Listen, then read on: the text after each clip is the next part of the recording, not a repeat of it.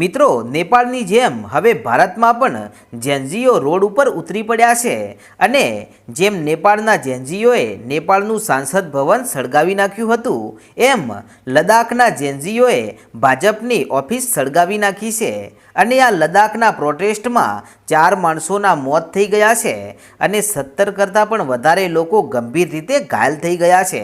અને જ્યારે સીઆરપીએફની ટીમ આ ઘટના સ્થળે પહોંચી આ મામલાને શાંત પાડવા માટે, તો આ જેનઝીઓએ સીઆરપીએફના જવાનો પર પણ પથ્થરમારો કર્યો અને એમની ગાડી પણ સળગાવી નાખી.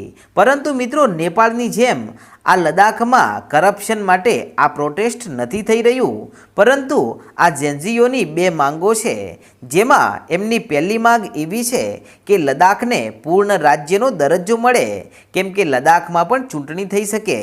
અને એમની બીજી માંગ છે કે કારગિલ અને લદ્દાખને એક લોકસભાની સીટ આપવામાં આવે. તો મિત્રો, માત્ર આ 2 માંગોના કારણે અત્યારે લદ્દાખમાં ભારે પ્રોટેસ્ટ કરવામાં આવી રહ્યું છે.